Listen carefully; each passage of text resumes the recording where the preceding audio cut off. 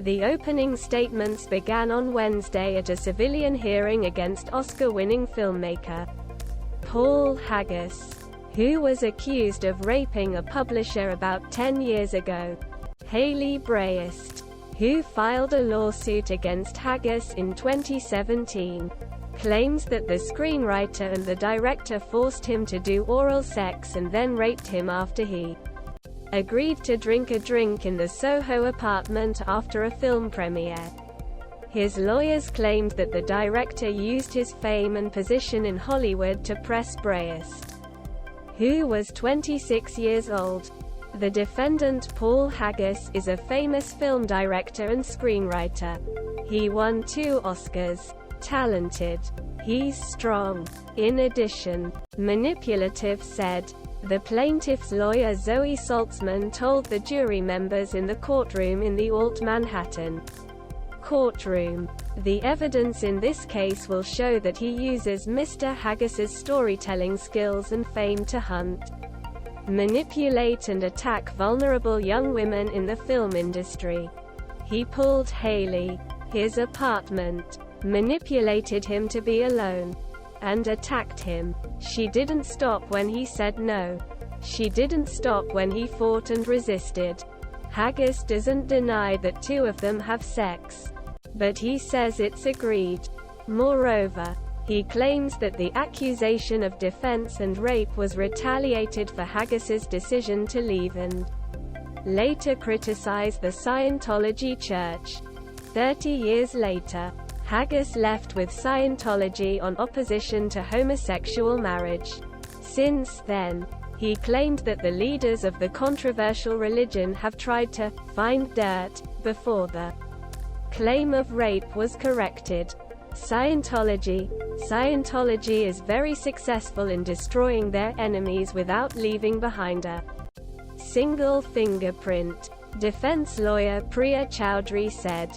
She claims that his client is targeted by the church because he did not leave quietly.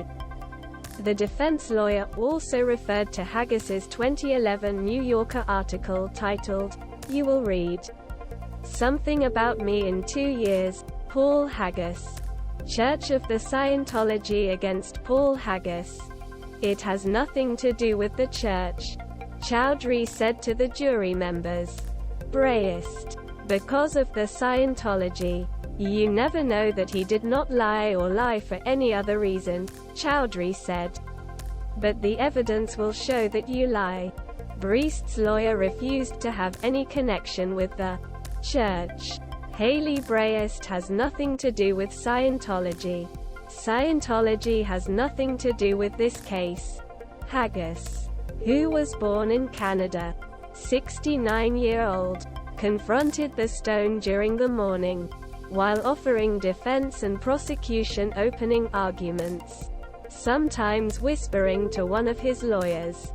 Breest's case was opened because the #MeToo movement came to the forefront about 5 years ago.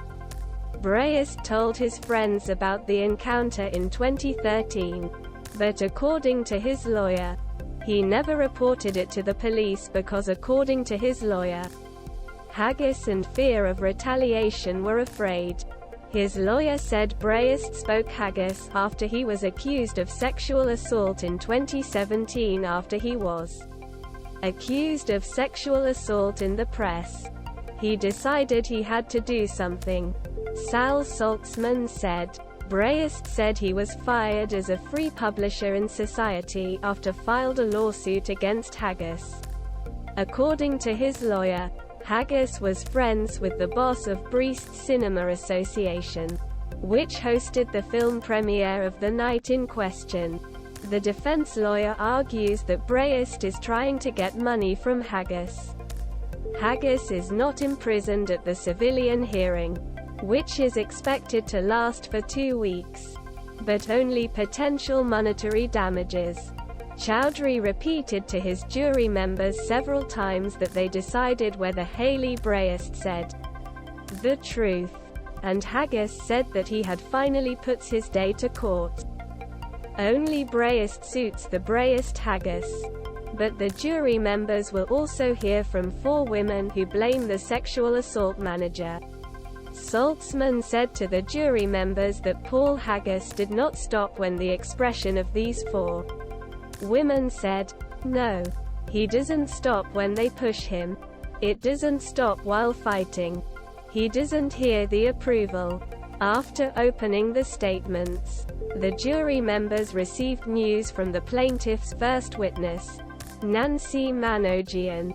In a video accumulation, Haggis claims that he was sexually assaulted him in 1996, when he was a film and television broadcast in Canada.